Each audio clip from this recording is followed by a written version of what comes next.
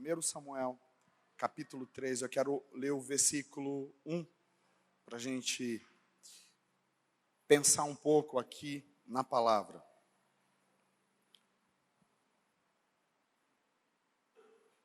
Esse capítulo fala sobre o chamado do jovem Samuel. E diz assim a palavra do Senhor no primeiro versículo. O menino Samuel ministrava perante o Senhor, sob a direção de Eli.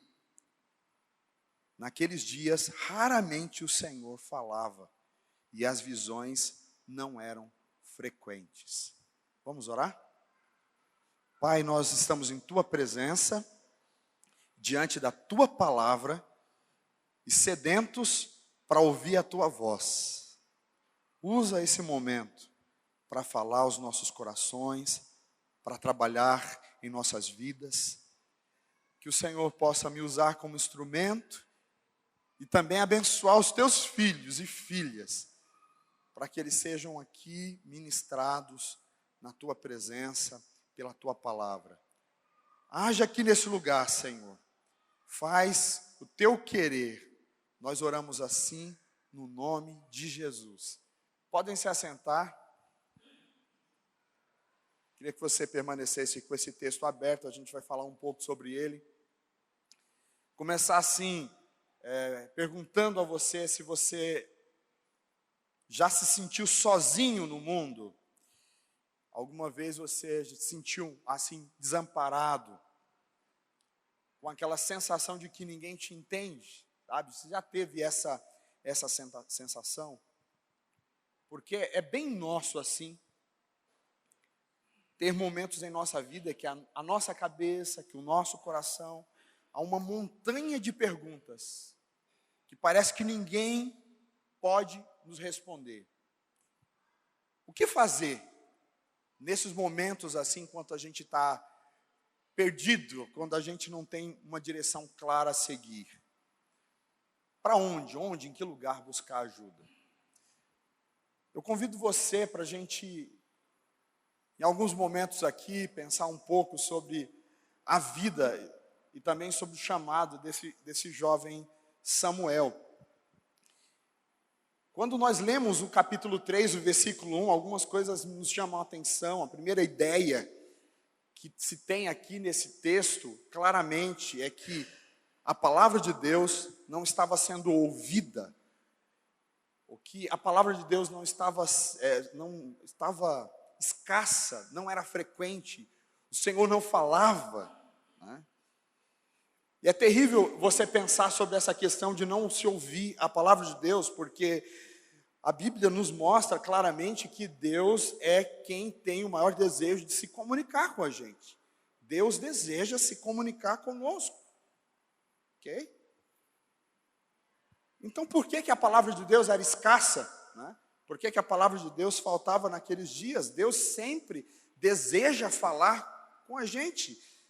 Deus sempre mostrou essa intenção de indicar para a gente o caminho, né, que nós devemos andar, que você deve andar. Ele sabe que você veio dele e que você depende dele, que sozinho você está perdido, sozinho você vai acabar sendo destruído e destruindo aqueles que você ama. Então é triste a gente perceber aqui, como está escrito nessa palavra, em que a palavra de Deus estava escassa.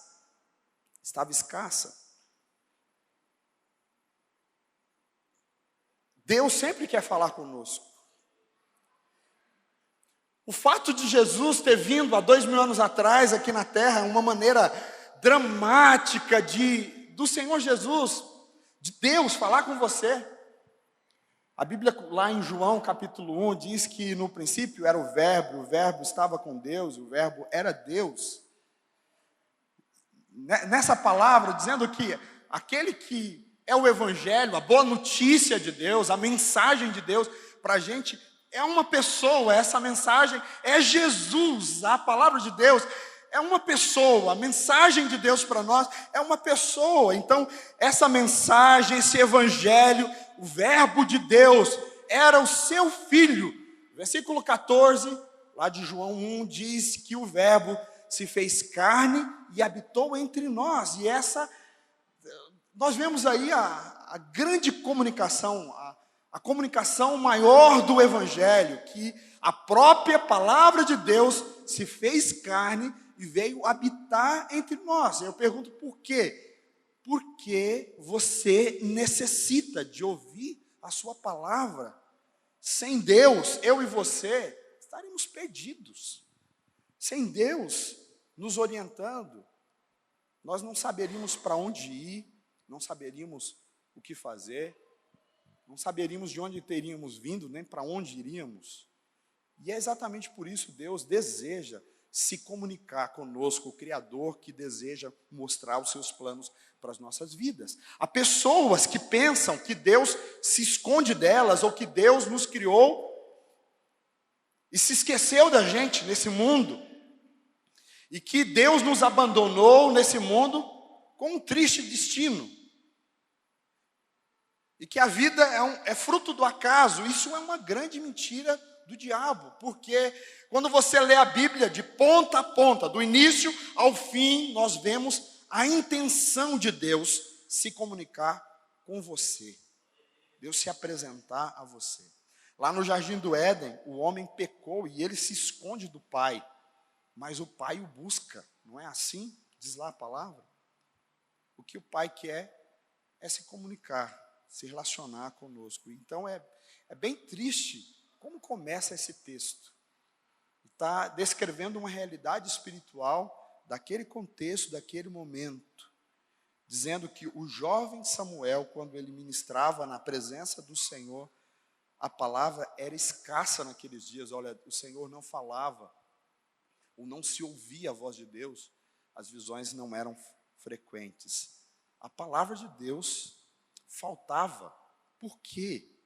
Essa pergunta a gente precisa pensar. Entendo que não é porque Deus deixa de falar que a palavra dele não é ouvida, mas é porque eu e você, porque nós, muitas vezes, não escutamos o que ele tem a dizer, ou não demonstramos esse desejo para ouvir a voz dele. Capítulo 3, né, desse livro aqui que eu estou lendo com vocês, a partir do versículo 2, descreve essa cena aqui. Diz a Bíblia que aconteceu um dia que Samuel estava dormindo no templo do Senhor, estava diante da arca de Deus, antes que a lâmpada, que o fogo de Deus apagasse. Deus falou com Samuel, né? Chamou pelo nome dele. E ele saiu correndo e disse lá para Eli, que era o sacerdote, ele diz: eis-me aqui, eu estou aqui, você me chamou. E o sacerdote diz: não, eu não te chamei, pode voltar para o seu quarto e dormir. E aí segue os versículos aqui. Diz o texto que ele novamente está deitado e ele ouve de novo Deus chamando ele pelo nome dele, Samuel. E ele levanta prontamente, vai lá novamente, e Eli diz: eu estou aqui, você me chamou. Ele diz: não te chamei. Volta a deitar de novo, ele ouve de novo a voz, ele vai para Eli e diz: olha, você me chamou, o que você quer comigo? Estou aqui. Ele diz: não, eu não te chamei.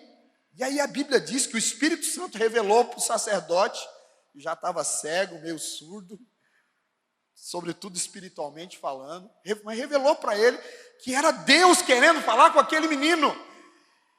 E ele diz: olha, quando você voltar agora, quando você ouvir a voz, essa voz te chamando pelo nome, responde assim: fala, Senhor, o teu servo ouve. E foi o que ele fez. Ele foi o que ele fez. Quando ele ouviu aquela voz, e diz o texto que assim como todas as vezes, então Deus chamou ele 4 vezes, Deus insistente, né?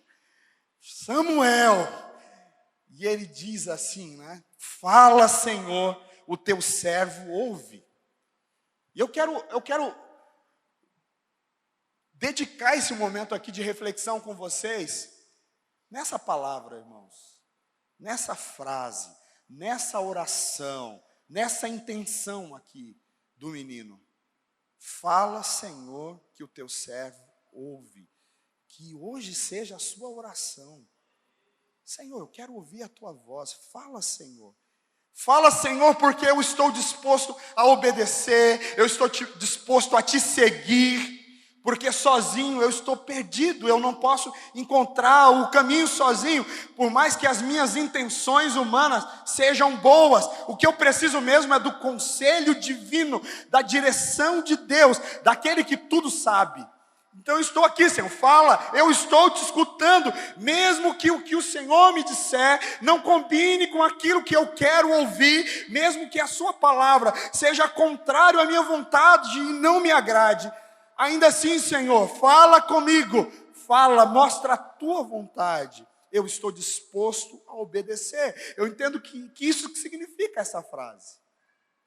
Eu percebo alguns detalhes dessa história que me chamam a atenção, é o fato de que o texto diz claramente que o menino ainda não tinha ouvido a voz de Deus, ele não sabia distinguir ainda qual era a voz de Deus. Então nós precisamos aprender com essa história a identificar a voz de Deus dentre outras vozes, porque a gente pode estar ouvindo a voz de Deus e achando que é outra pessoa, como ele estava confundindo com Eli. E a gente precisa aprender que o Senhor nos dê ouvidos sensíveis à vontade dEle e à voz dEle. Quando eu falo dessa sensibilidade para ouvir, eu lembro de uma história que eu ouvi de um indígena que foi na cidade grande visitar o amigo Homem Branco. E eles andavam pelo centro da cidade, e aí, no momento em que eles caminhavam, o indígena disse, olha aqui, que bonito. Ele diz, o quê? Tem um grilo cantando aqui perto. No meio do trânsito, no meio da cidade grande, o homem branco, né, um de nós lá, diz, tá louco? Como que você pode ouvir um grilo numa cidade grande? Ele diz, não, todo mundo pode ouvir.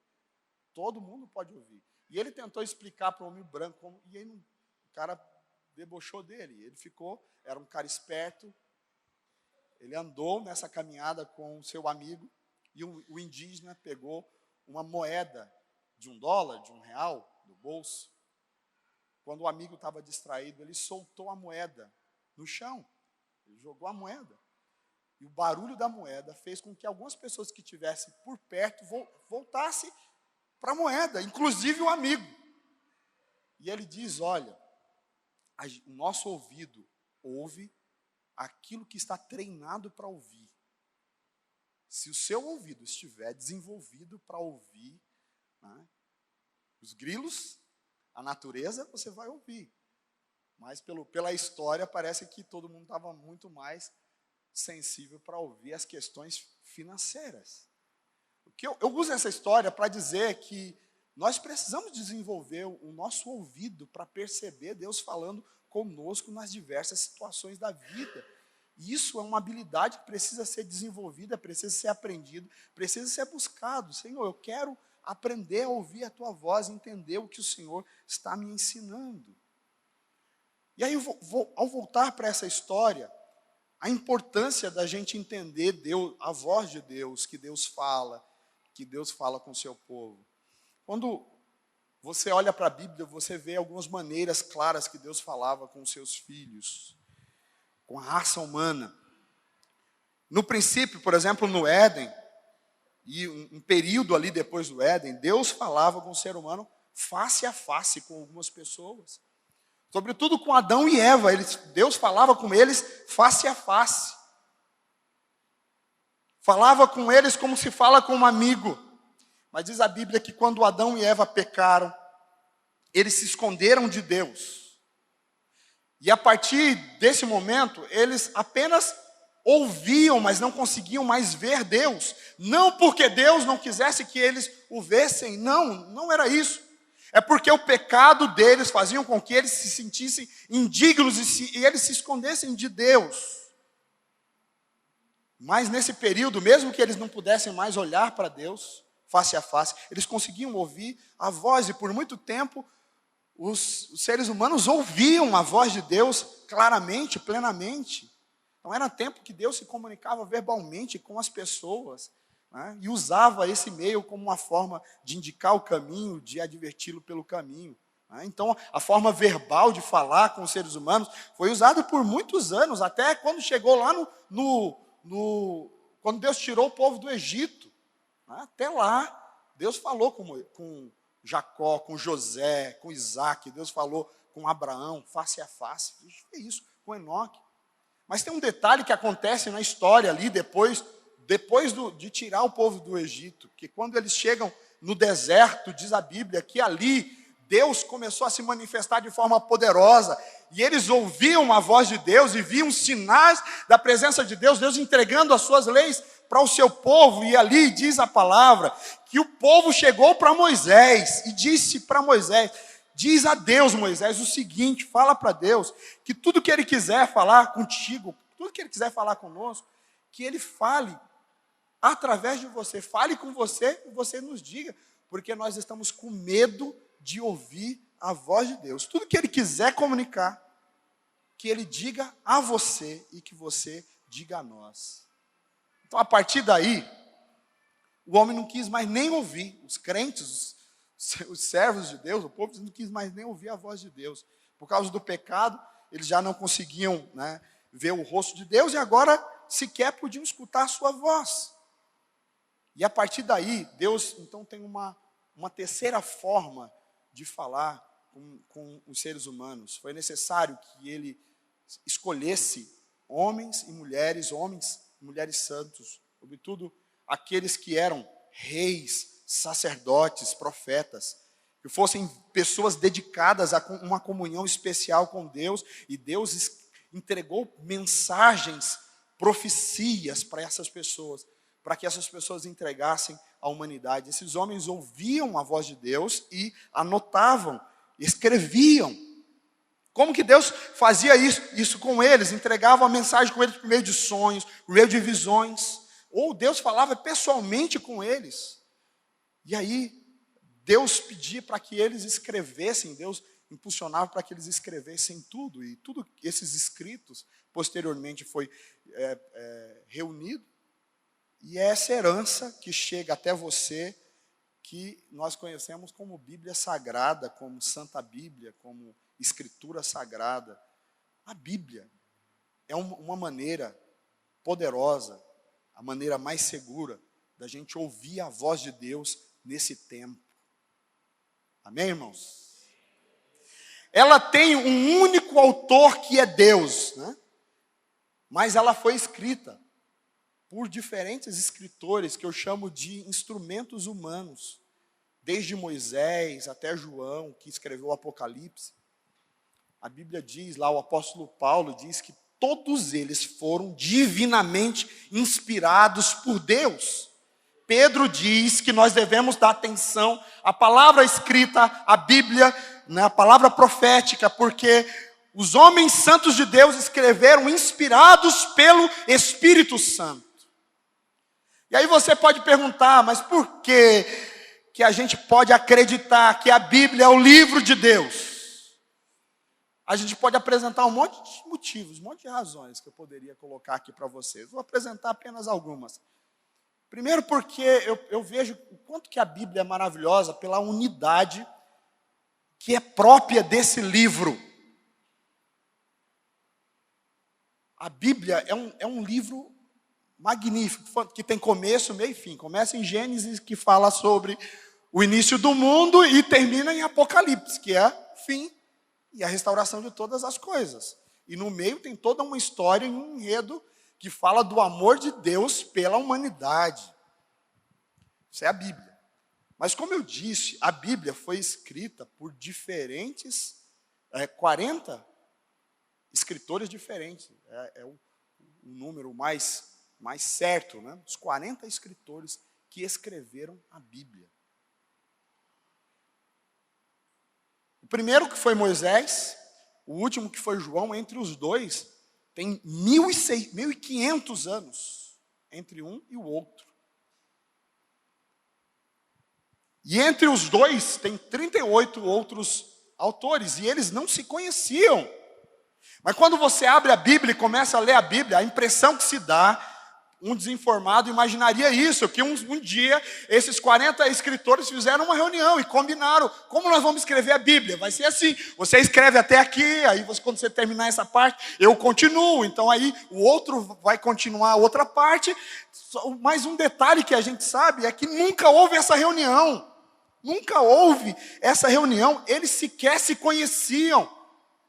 Alguns deles só que foram contemporâneos, a maioria viveram em épocas diferentes, em tempos diferentes, em lugares diferentes, culturas diferentes, eram totalmente diferentes uns dos outros.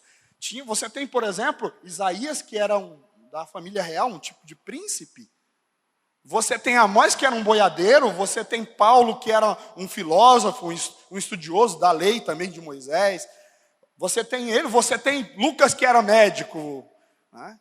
E a Bíblia é assim, diversos autores diferentes, e eles escrevem a Bíblia mesmo sem ter contato com o outro.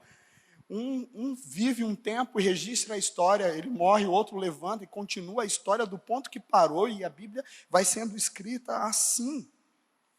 Por que essa unidade? A explicação é bem simples, porque é uma mente poderosa, gloriosa, divina por trás, inspirando, conduzindo a vida desses autores. A palavra de Deus tem essa unidade, como eu disse, de começo, meio e fim, e que conta essa história de amor poderosa de Deus por nós. Foi escrito por diferentes autores, mas é como se tivesse sido escrito por um só. Mas, de fato, existe uma mente só por trás de todos eles escrevendo a Bíblia. Se esse argumento fosse, só esse argumento já seria suficiente. Mas a gente teria outros, por exemplo, que as profecias da Bíblia se confirmam e provam que a Bíblia é inspirada por Deus. Você vê as profecias do Antigo Testamento se cumprindo fielmente no Novo Testamento, sobretudo aquelas que falam sobre Jesus, sobre o Espírito Santo. Somos adventistas da promessa, porque é uma promessa do Antigo Testamento que se cumpre e a gente vive essa promessa. Tudo que é dito sobre Jesus no Antigo Testamento é registrado, e quem tem esse cuidado de explicar, citando a profecia, é o evangelista Mateus. Ele sempre, quando há um relato sobre Jesus, ele cita lá e diz, olha, assim como o profeta disse, está cumprindo aqui. Mas além disso, outros fatos que a Bíblia diz e que pessoas questionaram. Por exemplo, por muito tempo a ciência pregava que a Terra era plana. E tem umas pessoas aí dizendo que tem umas pessoas aí voltando com essas ideias, né? De que a Terra é plana. Vamos lá. Mas a ciência, por um tempo, dizia que a Terra era plana. Só que, lá em Isaías 40, o versículo 22, a Bíblia sempre diz que a Terra é uma esfera. É um globo. Né? E por muito tempo a Bíblia foi questionada por isso, por essa ideia. Né? Eles preferiam dizer, não, mas a ciência indica que a Terra... Né? E por muito tempo foi assim, até que em 1492, 12 de outubro, Cristóvão Colombo, né, descobriu a América, e com essa descoberta foi que para a ciência... uma das provas mais fortes de que a Terra é redonda. Mas isso a Bíblia já dizia há milhares de anos atrás, o que comprova novamente que a Bíblia tinha razão. Né? A Bíblia tem razão. Então eu falei aqui de profecias, eu falo de dados que a Bíblia que se cumpre. Né? Alguém pode dizer assim, então se é cumprimento de profecia que autentica se é inspirado ou não, então, o que dizer de Nostradamus? Porque Nostradamus também fez muitas previsões, e muitas dessas previsões se cumpriram. Então, vocês não aceitam que Nostradamus é palavra de Deus. Não, claro, nós não aceitamos mesmo. Né? Nós não aceitamos a Bíblia só porque as profecias dela se cumpriram. Não. Há um argumento ainda maior que nos faz acreditar no poder da palavra de Deus, o que nos faz acreditar na inspiração da palavra do Senhor, que é o poder transformador dessa palavra, desse texto. Como que a palavra de Deus, a Bíblia, tem poder de transformar nossas vidas. Se você lê um livro de história, certamente isso vai te ajudar em algumas coisas, no entendimento, na compreensão da vida. Mas isso não necessariamente vai mudar a sua vida. Se você estudar matemática e ler um livro de matemática, isso pode te ajudar a fazer cálculos da vida. Mas isso não muda a sua vida. Se você ler um livro de biologia, você vai ter um conhecimento maior sobre a natureza, sobre a anatomia, sobre questões da vida. Mas isso não... A sua vida poderá continuar exatamente do mesmo jeito. Mas quem lê a Bíblia da maneira correta, estuda a Bíblia, quem está diante da Bíblia, é impossível que a sua vida continue a mesma. É impossível. Porque a palavra de Deus é poderosa. E eu posso contar para vocês vários testemunhos de pessoas que eu conheço. Pessoas que eram alcoólatras, que eram viciadas em drogas, assassinos, ladrões, cuja vida foram mudadas como resultado da leitura da palavra de Deus. A gente poderia citar exemplos nossos aqui. A gente tem pessoas que foram libertas das drogas aqui nessa igreja. Gente que já foi ex-presidiário, está liberto pelo Senhor. Gente que viveu na vida do ocultismo, da feitiçaria e é membro desta igreja porque foi liberto pelo poder da palavra de Deus. A gente poderia citar vários exemplos e nada, nenhum livro tem o poder de transformar a vida de uma pessoa como a palavra do Senhor Jesus. Eu estou falando aqui de pessoas que talvez tenham uma vida moral complicada e foi transformado. Mas também conheço pessoas que seriam assim, moralmente corretas. Mas que viviam uma vida vazia, desesperada. Até que conheceram o livro de Deus e encontraram razão para viver. E é esse poder da Bíblia, esse poder transformador de vidas, a maior prova de que a Bíblia é a palavra de Deus.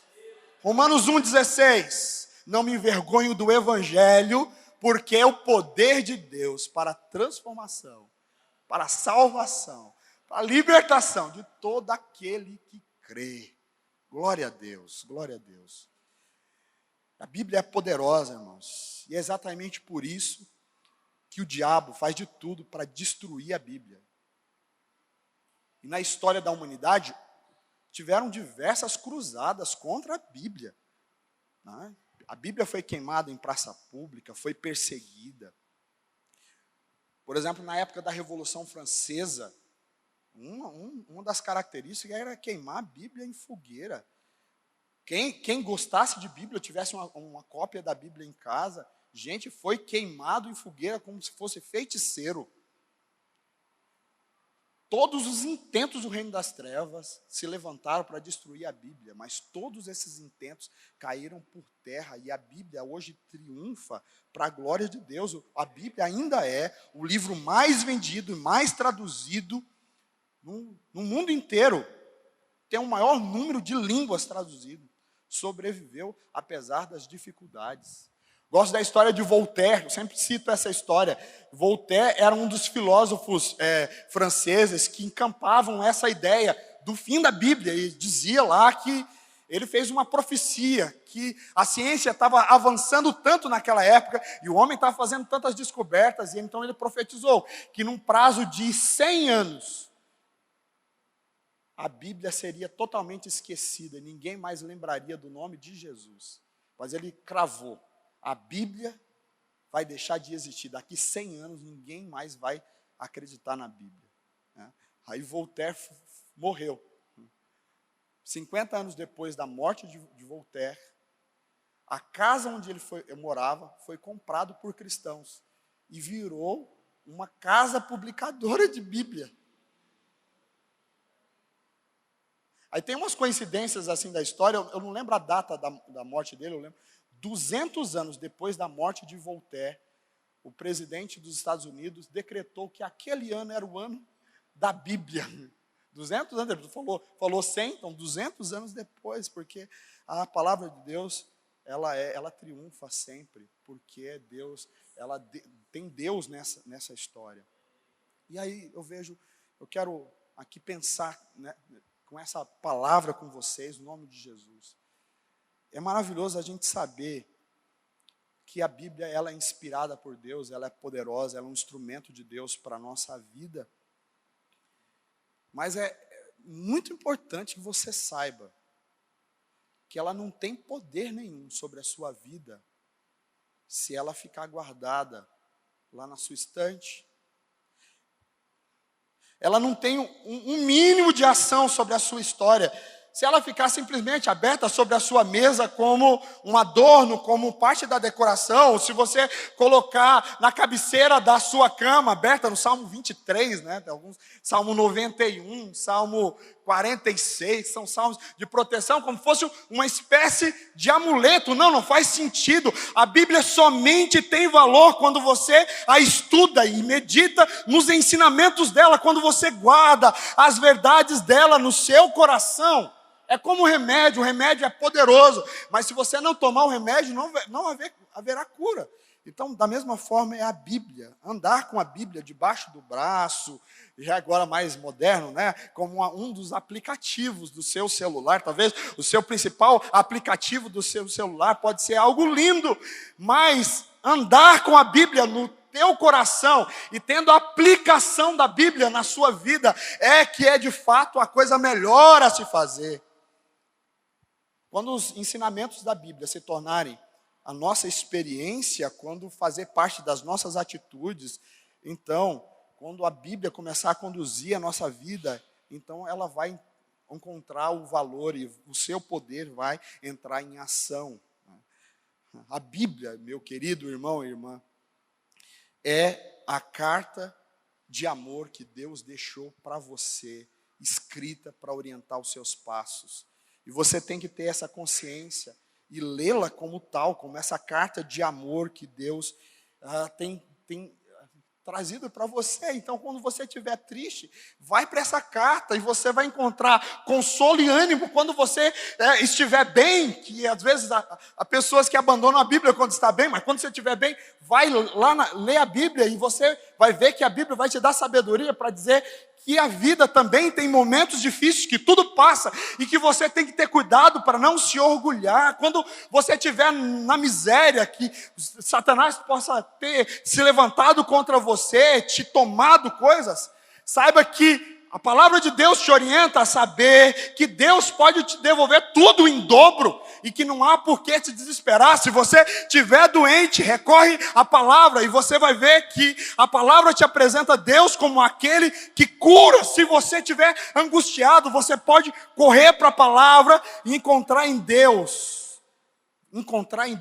a solução para a sua angústia e a cura para a sua alma. Se você se sentir o pior dos pecadores, você vai ler no livro do Senhor e ver que a Bíblia diz que Jesus é a libertação e Ele te oferece perdão por meio da cruz. Se você se sentir fraco diante da tentação, a palavra de Deus te mostra que o poder de Deus está à sua disposição, e creia. Quer dizer que, assim como Samuel, você também deveria dizer hoje aqui: fala, Senhor. Você devia dizer todos os dias: Senhor, fala, que o teu servo escuta. Como ouvir a voz de Deus todos os dias? Busca no livro do Senhor e permita que Ele fale com você. Quando você falar isso, fala, Senhor, que o teu servo ouve. Quero dizer que você vai ouvir a voz audível de Deus. Não, de forma alguma. Você vai, né? Não é isso necessariamente. Você vai ouvir, não. Mas a Bíblia nos mostra que, embora Ele possa falar sim com você, né? Porque Ele pode usar alguém em profecia, como Deus fala com a gente, sempre fala, né? Por seus diversas formas. Deus pode usar alguém que tem o dom de profecia para trazer uma mensagem direta a você, e nós cremos nisso, né? Nossa doutrina do Espírito Santo nos leva a crer dessa forma, né? Que a Bíblia nos ensina. Mas a forma predileta de Deus falar conosco nesse tempo é por meio das Sagradas Escrituras. E a gente não pode desprezar essa bênção que nós temos à nossa disposição. O que é ser cristão? Ser cristão, para você ser cristão, é fundamental que você reserve um tempo diariamente para ler a Bíblia, para meditar nela, para conversar com Deus, que é a questão da vida devocional.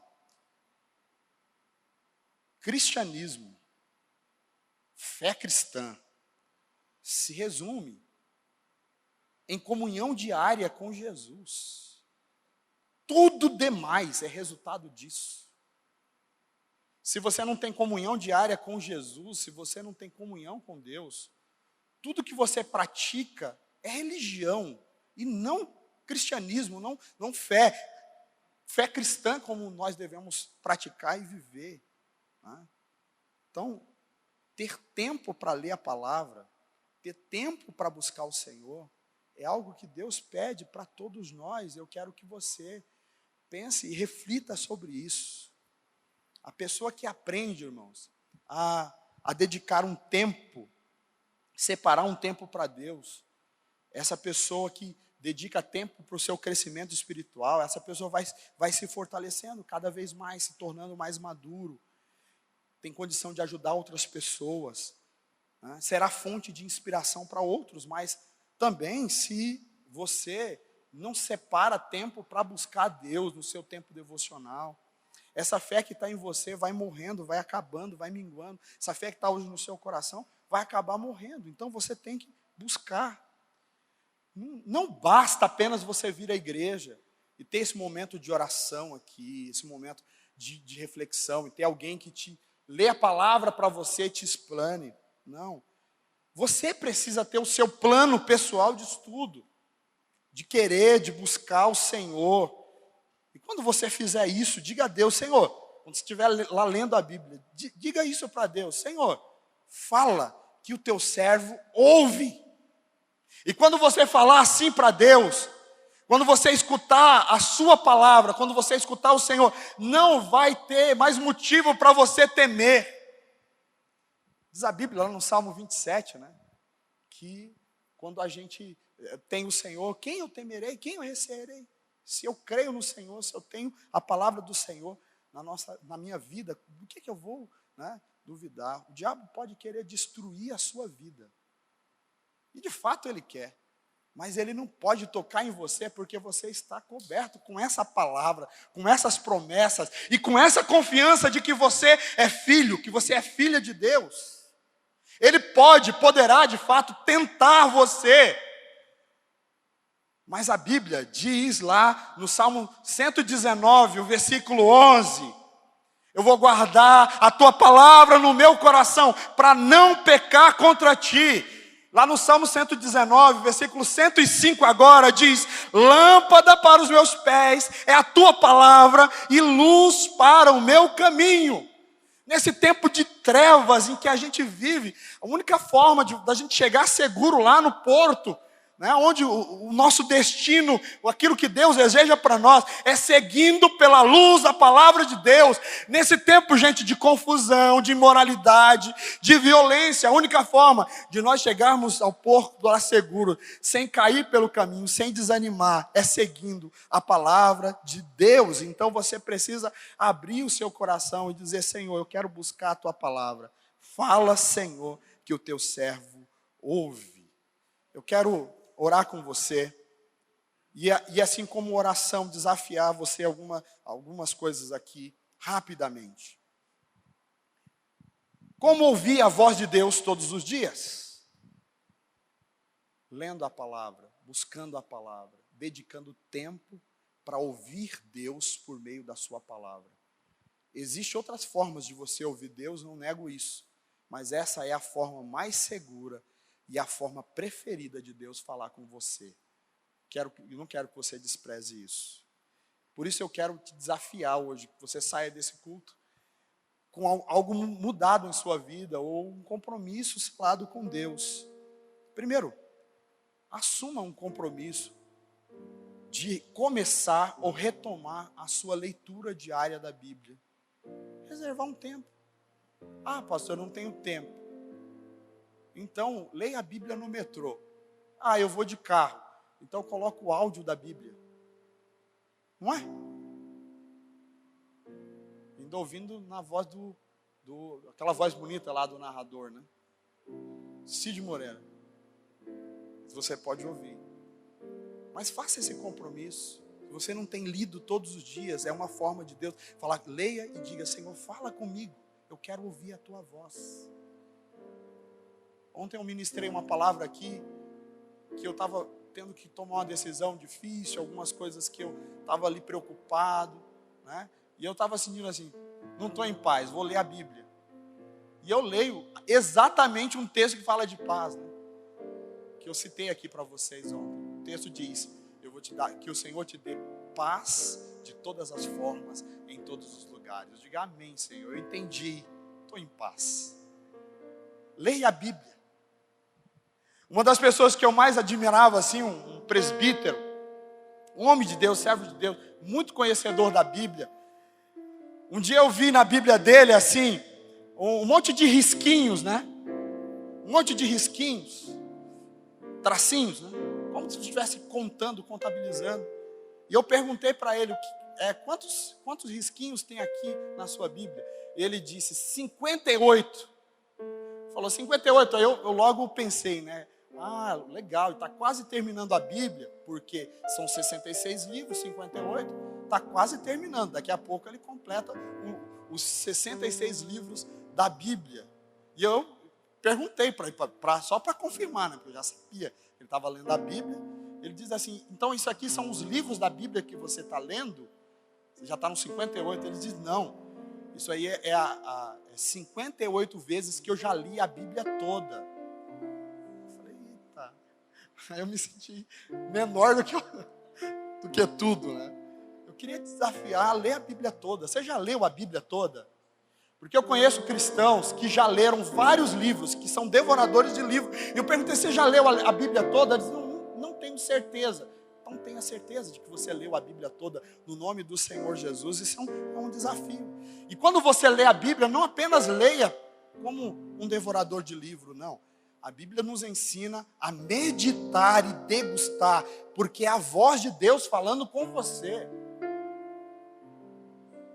E é assim que você lê a Bíblia, leia e medite, viva aquela palavra, perceba Deus, deguste aquela palavra, viva aquela palavra, em nome de Jesus. Segundo desafio, estude a Bíblia, porque às vezes você só lê, às vezes a gente tem a prática de uma leitura, mas a gente pode dar um passo maior, que é fazer estudos sistemáticos da Bíblia, pesquisar sobre assuntos na Bíblia, aprofundar em alguns temas da Bíblia. Você pode fazer um plano de leitura das Sagradas Escrituras. E talvez você não entenda o que eu estou querendo dizer, mas hoje no meio evangélico, nas livrarias, tem vários guias de estudos que te dão uma introdução sobre cada livro e te ajuda a aprofundar. Se você quiser, me procure depois, eu te indico alguns guias de estudo da Bíblia. Mas uma dica fácil para você aqui, frequente a escola bíblica. Todo sábado pela manhã, a gente tem aqui se reunido às 9 horas para estudar a palavra. Você que não tem vindo, venha estudar a palavra conosco, isso é maravilhoso. E por fim, para a gente orar, viva a palavra de Deus na sua vida, viva. Porque não adianta nada você estudar, você ser um expert, ter curso de teologia, se a tua vida não mudou ainda, se você não pratica aquilo que você tem aprendido. Tem pessoas que vêm à igreja anos após anos, décadas, e a vida não muda.